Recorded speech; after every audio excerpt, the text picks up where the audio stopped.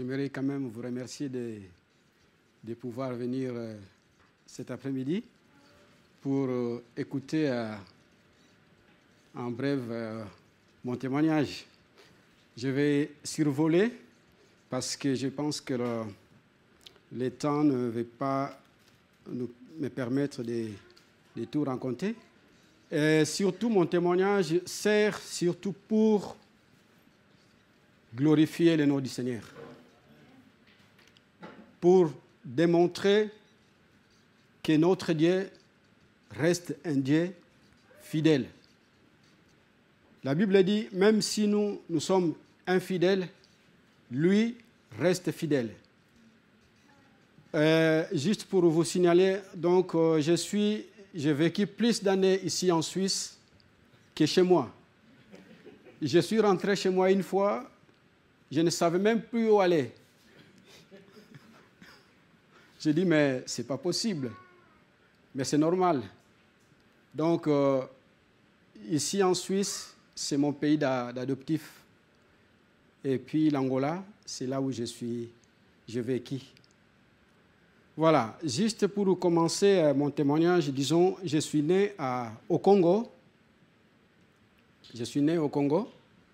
Je suis né dans une famille de 7 personnes, mais actuellement, nous sommes que 4.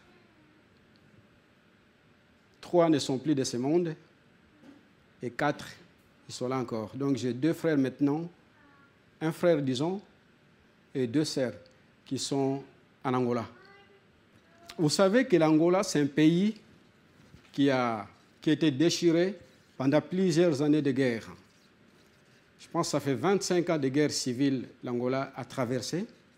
Alors, mes parents, ils se sont réfugiés au Congo les années 60 parce que c'était vraiment l'époque où c'était le plus difficile, où le gouvernement actuel combattait. Il y avait 3 factions, le MPLA, l'UNITA et le Savimpi.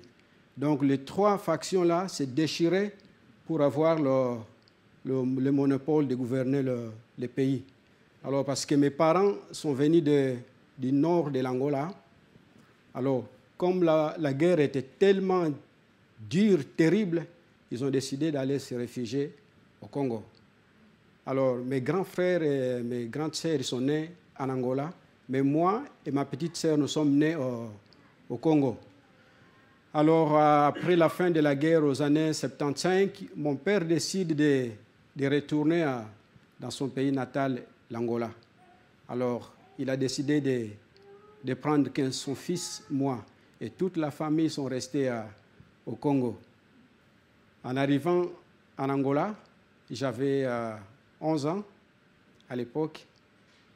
75, on arrive. 76, une année après, mon père tombe malade.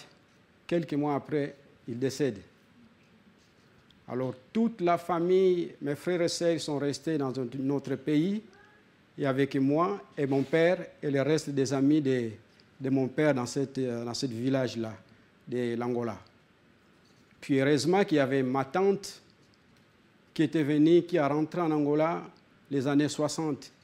Et lui, il a entendu parler de ça, il est venu me chercher et elle m'a pris en charge pendant quelques années avant que le reste de la famille puisse rejoindre l'Angola. Le décès de mon père, ça m'a beaucoup affecté. Vous savez, Dieu, c'est un Dieu qui parle. La Bible dit, Dieu parle tantôt d'une manière et tantôt d'une autre. Mais le plus souvent, la Bible dit qu'on ne prenne pas garde. Mais même en étant tout jeune, je sentais la présence de Dieu, je sentais l'amour de Dieu dans mon cœur. Mais le décès de mon père, ça m'a tellement affecté. Je me suis posé la question plusieurs fois. Et pourtant, je sentais la présence de Dieu. J'ai dit, mais j'ai douté que Dieu existe. Mais je remercie aussi le Seigneur, cette tante-là qui m'a pris en en charge. Vraiment, elle a pris soin de moi, comme si j'étais vraiment son fils. Après 76 à 77, le reste de la famille, ils ont rentré en Angola. 78, ma sœur décède. Elle laisse mon neveu qui avait combien? 2 ans, je pense. Et là, c'est ma maman qui l'a pris en charge. Un jour, en 78, c'était à midi, je me rendais dans un village, c'était juste proche de 5 km, je pense, Martigny, Chara, à pied. Parce que j'avais l'habitude de se rendre dans ce village-là, parce qu'il y avait le reste de la famille là-bas. Et tout à coup, c'était vers midi, j'étais tout seul, hein, vers midi, pendant que je marchais, tout à coup, je sens une voix intérieure qui me parle. Arrête-toi. J'ai tourné tout autour de moi, j'ai dit, mais il n'y a personne. Puis j'ai essayé de continuer à aller, et j'entends de nouveau, au fond de mon cœur, une voix qui me dit, arrête-toi et regarde tout autour de toi. Puis je regarde tout autour de moi, je ne vois rien, je vois que la forêt, je vois les arbres, je vois le ciel, je dis, mais je ne vois rien. Et la troisième fois, j'entends vraiment la voix qui me dit, et toutes ces choses-là que tu vois, c'est moi qui les ai créées. Et j'étais encore tout jeune. Je dis, mais c'est quoi ça? Ben, vous savez, en étant jeune, on s'en fout. Hein? Et puis, j'ai dit, bon, je continue. Mais tout au long, chaque jour, je sentais cette voix continuer à répéter dans mon cœur, à résonner toujours dans mon cœur. Et chaque fois, je dis, mais si Dieu existe, et je me posais la question, pourquoi mon père est mort? Et pourquoi ma sœur est morte? Alors, c'était cette période de questionnement, de confusion dans ma tête. Je dis, mais Dieu existe, oui. J'ai entendu le Seigneur me parler, mais pourquoi cette tragédie dans la famille? Alors, c'était les années 78, 79. Il y a ma grande sœur qui décide de partir au capital de l'Angola, c'est Luanda, pour ceux qui ne connaissent pas.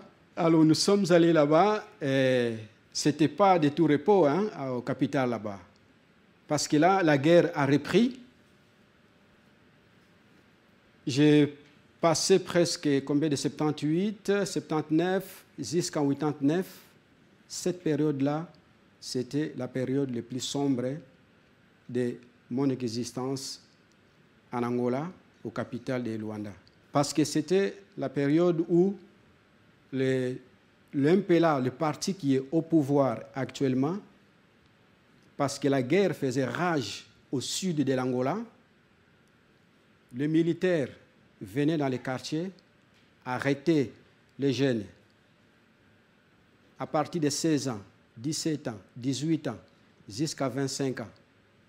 Ils étaient enrôlés et envoyés au sud de l'Angola. La formation, c'était 1 mois ou 2 mois de la formation. On nous envoie directement au front pour combattre. Et puis, j'ai perdu presque plusieurs amis qui sont partis et qui ne sont plus jamais revenus. Il y avait des périodes, parfois, 1 mois, 2 mois, tu ne peux pas aller à l'école parce que tu ne peux pas sortir. Parfois, il y avait des voisins qui venaient vous apporter à manger dans l'appartement, la nourriture, parce que les jeunes, ils ne peuvent pas sortir parce que vous risquez d'être enrôlés et puis être envoyés au front. Et si vous allez en Angola, c'est un quartier qui s'appelle Primaire de Mayo. Là-bas, il y a un camp militaire où le gouvernement garde toutes les personnes, tous les soldats qui ont perdu une jambe, un bras, je ne sais pas, c'est difficile à décrire. Et ces personnes-là, ils ne sont pas prises en charge Parfois, c'est la famille qui prend en charge de toutes ces personnes-là. Je dis, mais Seigneur, qu'est-ce que je vais faire, moi?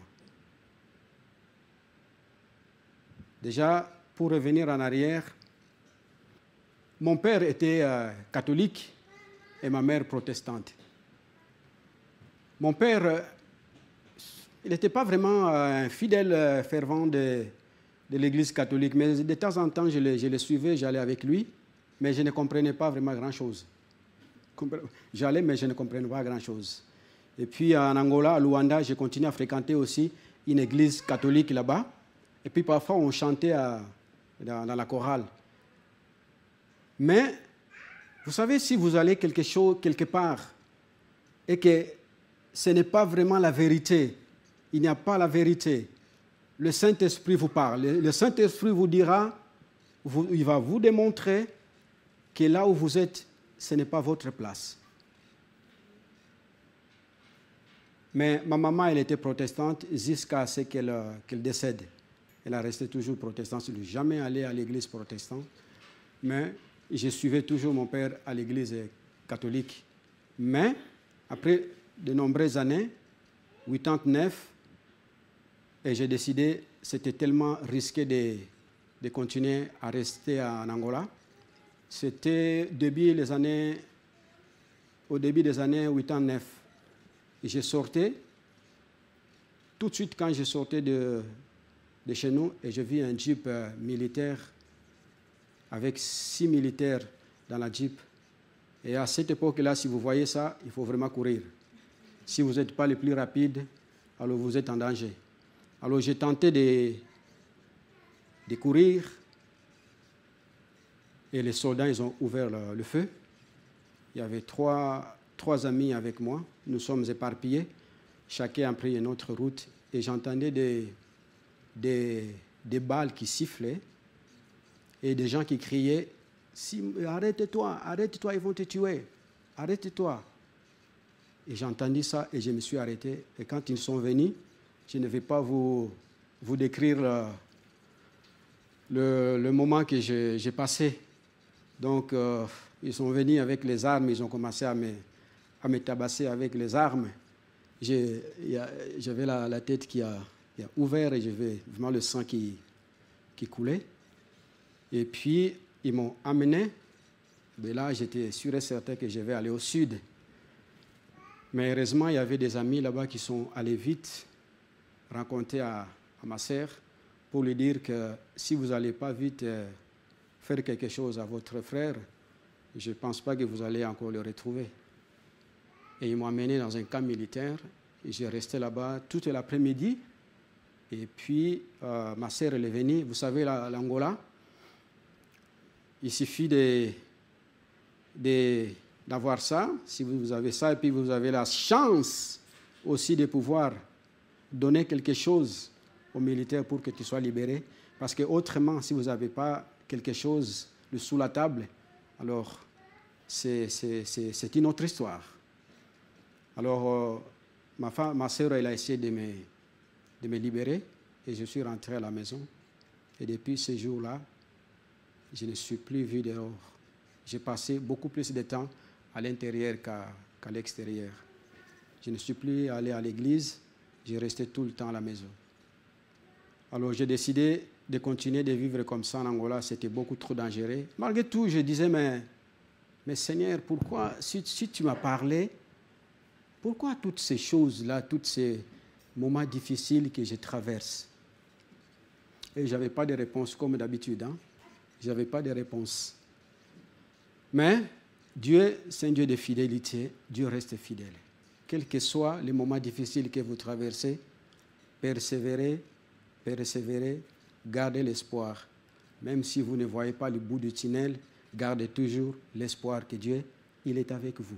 Alors, en ce moment-là, j'ai décidé de quitter l'Angola, de venir ici en Europe. Mon arrivée en Europe, ce n'était pas aussi de tout repos. Vous imaginez si vous quittez votre pays, vous allez dans un pays étranger où vous n'avez ni père, ni mère, ni frère, ni personne, ni ami. Donc, je suis venu, pour tous ceux qui ne savent pas, je suis venu comme réfugié. Donc, j'ai resté 6 jours en Italie et je suis venu ici en Suisse. Mais je garde toujours un bon souvenir. Je prie toujours que le Seigneur continue à bénir ce pays. Quel que soit le débit, c'était difficile, mais c'est ici vraiment en Suisse que j'ai vu la main du Seigneur Jésus. C'est pour cela que je répète, persévérez, persévérez encore, même si vous ne voyez pas le résultat, persévérez, persévérez dans la foi. Alors, je suis arrivé ici au mois de janvier 89, ou non, 90. C'était difficile. J'étais envoyé à Basel, dans les camps des réfugiés. Je restais là quelques mois. Après, ils m'ont transféré ici en Suisse, en Valais, les années 90, au mois de janvier. Et puis, j'ai entendu parler qu'il y avait une église à Saxon, à l'époque. À l'époque, Willy, il venait à la gare de Martigny avec un vieux Ford, un bus. Mais il venait chercher les réfugiés qui ne savaient pas où aller, qui ne trouvaient pas l'église pour aller prier. Et puis, j'ai entendu parler de ça. Un jour, je suis allé à la gare. Puis, j'ai vu Willy venir avec le bus là. Et puis, j'ai monté, sauté tout de suite dans le bus. Et puis, nous sommes allés à Saxon. Alors là, j'ai commencé à fréquenter cette église de Saxon. Et puis, quelques années plus tard, malgré tout que j'étais conscient de moi que le Seigneur était avec moi, le Seigneur existe, mais j'ai décidé d'être baptisé que les années 97. Donc, j'étais baptisé en 97. Et depuis là, j'ai dit non, mais ce Dieu-là, il faut que vraiment je continue à le chercher très sérieusement dans les Écritures, lire, fouiller, vraiment méditer. Parce que là, juste une rencontre superficielle, j'ai dit, mais cette fois-ci, il faut que vraiment je cherche l'Éternel au fond, de découvrir qui est vraiment cet Éternel-là, qui est ce Dieu-là. Et depuis 97, là, j'ai commencé vraiment à chercher le Dieu tout au fond de mon cœur et en persévérant dans les Écritures.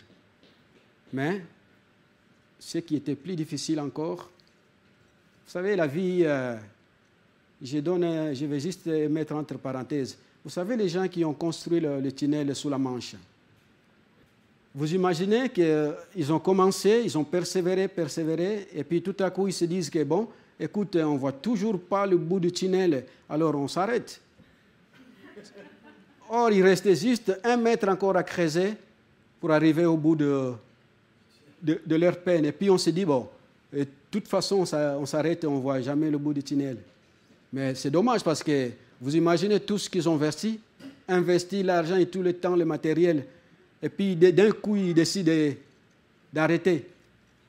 Mais quel dommage. Mais c'est exactement, juste pour montrer, c'est notre vie. Parfois, on passe des moments très difficiles, très compliqués, on ne comprend même pas. Et puis tout à coup, on se dit, bon, moi j'arrête. De toute façon, je vois rien, j'ai tout fait, mais j'ai pris, je ne vois pas de résultats, je ne vois pas de réponses, alors j'arrête. Mais or, la réponse était sur la route. La naissance de mon fils, Éléazar, mon premier-né, c'est pour cela que je vous dis que l'Éternel reste toujours fidèle. Il nous aime. Il nous aime. Je pense que Philippe, il connaît juste un bout de notre témoignage, de notre vécu ici en Suisse. Même Willy, il est venu une fois à Berne à la naissance de notre premier fils. C'était aussi un moment beaucoup très difficile. C'était aussi le moment de questionnement. Il n'y a que des questions, mais il y avait peu de réponses. Pas beaucoup de réponses, que des questions. Ma femme, elle a souffert. Donc, elle a commencé la naissance était prévue c'était un vendredi. Et puis, mon fils il est venu au monde que dimanche dans l'après-midi. Et il n'arrivait plus à pleurer, il n'avait plus de larmes pour pleurer. Moi, j'étais là juste pour prier. Donc, 5 mois après la grossesse, ils ont découvert que mon fils il avait une malformation cardiaque. 5e mois de grossesse. J'avais un cardiologue qui venait à l'hôpital de Lille, à l'hôpital Franc Hospital à Berne, qui venait rendre visite à Noël et puis contrôler. Il dit votre fils il ne peut pas naître à Martigny. Il faut que votre femme reste ici à Berne. Alors Noël est resté là-bas à Berne jusqu'à la naissance de notre fils. Et ce n'est pas fini. Le jour de la naissance, ils ont décidé de la transférer directement aux soins intensifs à l'hôpital universitaire à Berne.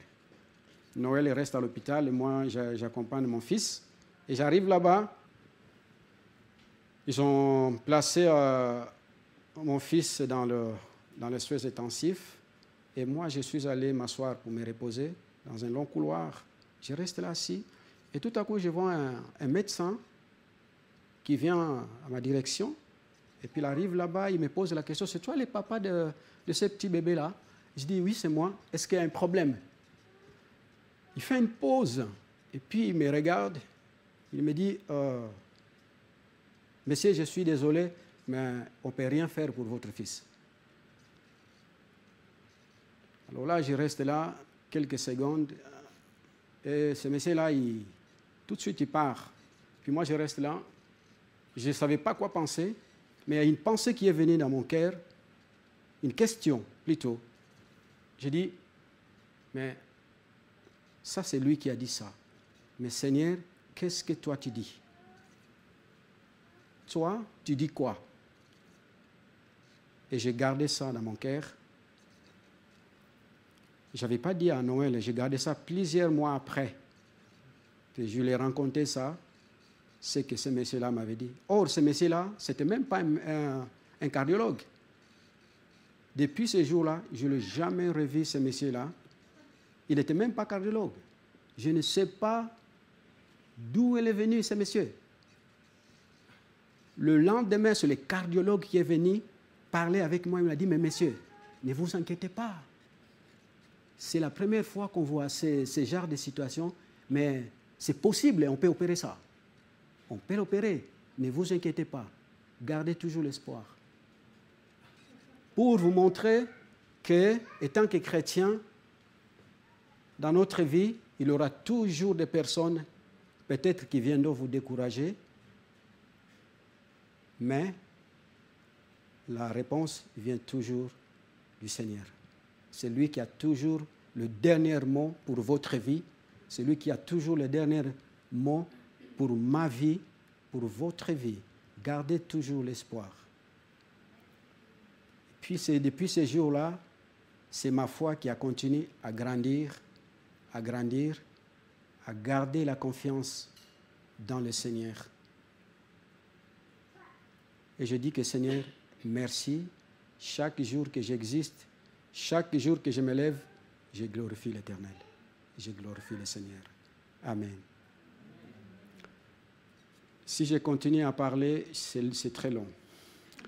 J'aimerais quand même faire un petit lien en vitesse avec ce que j'ai préparé pour une petite exhortation pour vous. Je vais essayer de... J'ai intitulé ça « La persévérance ». Persévérer.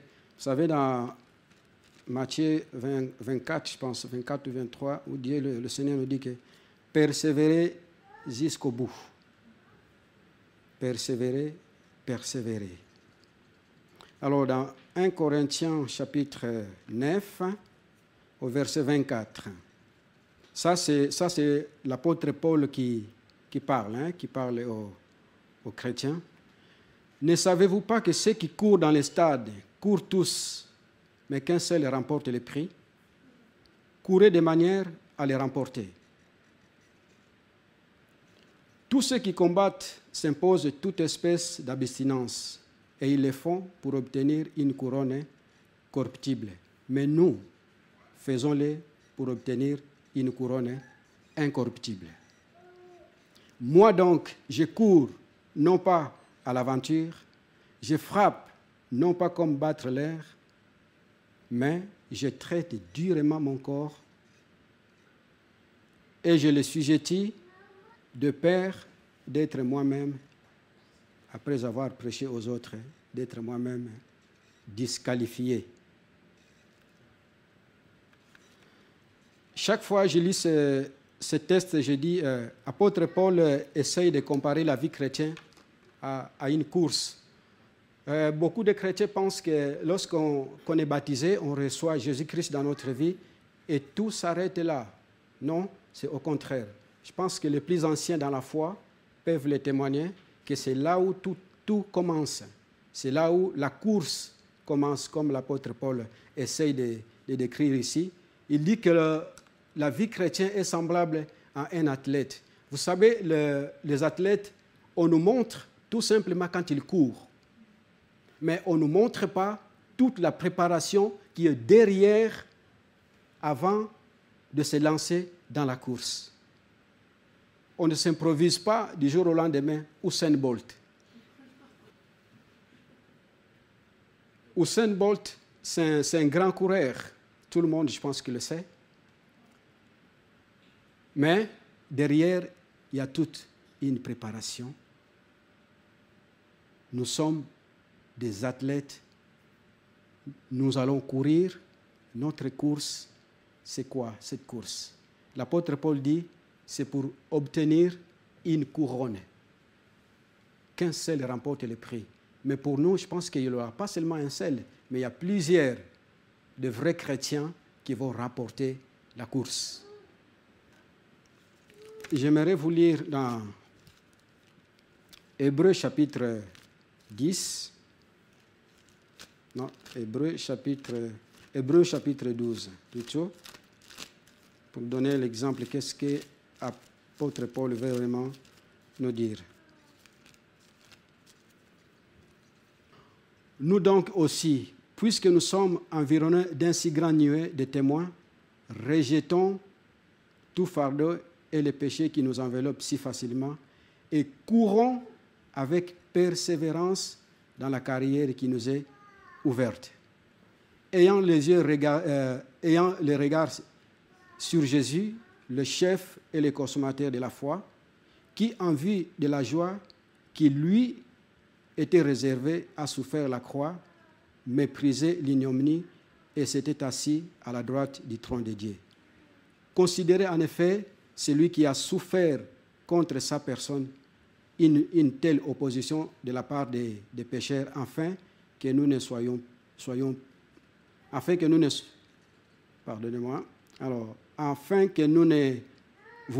que vous ne vous lassiez point l'âme découragée. Alors, lorsque je dis là, apôtre Paul, l'auteur aux Hébreux, essaye d'encourager, de nous dire, courez avec persévérance, rejetez tous les fardeaux qui peuvent nous envelopper facilement. Vous savez, on n'a pas tous les mêmes fardeaux. Peut-être mes fardeaux, ce n'est pas vos fardeaux. Mais les fardeaux, c'est quoi? C'est des choses qui peuvent ralentir notre course, notre persévérance. Apôtre Paul dit de courir avec persévérance aux carrières qui nous est réservées. Les fardeaux, c'est des péchés concernent tout le monde. Mais les fardeaux, peut-être c'est des choses importantes, peut-être moins importantes, mais qui prennent beaucoup trop de place, à la place de servir Dieu, à la place de se consacrer totalement au Seigneur. Et ces choses-là, ces fardeaux-là, prennent beaucoup de place dans notre vie. Et il dit aussi que ayez le regard fixé vers Jésus-Christ. Vous savez, en 2003, je ne sais pas, je pense qu'il y a tout le monde qui a entendu parler de la catastrophe de Columbia. C'était une navette spatiale américaine qui a tué 7 astronautes. Et ces fusées-là, Columbia, au moment du décollage, ils ont vu juste une tuile, selon le jargon, ils appellent ça, une tuile à une taille d'une portefeuille. C'est ce morceau de bouclier qui s'est détaché, qui a percuté le bord d'attaque de l'aile gauche. Donc, c'est le réservoir principal. Alors, Ils ont négligé ça, malgré tout que c'était tout petit. La navette, elle est partie. Ils ont resté 2 semaines en espace. Mais au moment de rentrer, de retourner sur Terre, ces petits trous-là, de 15 cm, c'est les boucliers qui protègent les navettes contre la chaleur lorsque la navette pénètre dans l'atmosphère parce qu'il fait tellement chaud. Alors, au moment de rentrer, la navette a perdu sa trajectoire parce que la navette suit toujours une trajectoire. Les ordinateurs ne pouvaient plus guider la navette parce que la température s'engouffrée à l'intérieur de la navette, a tué les 7 astronautes. La navette commençait à zigzaguer et au-dessus de Texas, les gens ils ont commencé à voir des débris qui commençaient à se détacher de la navette. Et les 7 astronautes sont morts. Juste pour vous dire, donner l'exemple, l'apôtre Paul dit, gardez les yeux fixés vers Jésus. C'est Jésus qui est la trajectoire. C'est lui qui nous conduit. Parce que si on ne garde pas les yeux fixés vers Jésus, nous allons commencer à zigzaguer, nous allons perdre le contrôle. Et tous les fardeaux et les péchés, quels que soient tout petits, peuvent nous conduire aux dérives. Vous savez que les petits péchés deviennent parfois, ouvrent la porte à des grands péchés. Des petits fardeaux qui peuvent nous empêcher de servir Dieu à fond. Et l'apôtre Paul dit que il traite, je vais juste survoler, il dit qu'il traite durement aussi son corps. De peur qu'après avoir prêché aux autres, qu'il soit lui-même disqualifié. Vous imaginez la personne comme Paul, un apôtre, de l'envergure comme apôtre, il ose dire ça, qu'il peur qu'il ne veut pas être disqualifié. Ça veut dire que ça reste possible, quel que soit notre statut, que ce soit un pasteur, que ce soit quelqu'un qui a amené plusieurs âmes au Seigneur. Mais restons toujours les yeux fixés sur Jésus. Courons, il faut courir le plus vite possible vers les carrières. Les carrières, notre carrière, c'est qui? C'est Jésus. Courir jusqu'à obtenir le couronne. Vous savez, la course, c'est dur. Il y a beaucoup de préparation. Comment tu te prépares? Tu te prépares comment? Est-ce que tu cours seulement comme ça, sans préparation? Non. Préparer chaque jour dans la prière, dans la lecture de la Bible, en faisant confiance au Seigneur. Le Saint-Esprit il est là pour nous guider, suivre les mêmes trajectoires pour ne pas dévier. Gardons les yeux vers Jésus-Christ. Parce que tout reste possible. Nous ne sommes pas toujours à l'abri. Si l'apôtre Paul a dit, ça veut dire qu'il s'est préparé. C'est quelqu'un qui travaillait beaucoup, quelqu'un qui écrivait des lettres, qui visitait les églises, et il n'avait pas de tout repos. Il travaillait à fond. Pourquoi? C'était son moyen de servir le Seigneur, de persévérer dans la foi, parce que son espoir, un jour, qu'il puisse obtenir cette couronne. J'aimerais tout simplement cet après-midi vous encourager avec cette exhortation de courir vite que vous pouvez courir. Fixez les regards vers Jésus. Notre but, c'est quoi? C'est un jour d'obtenir la couronne que le Seigneur a réservée à ses fidèles. Amen.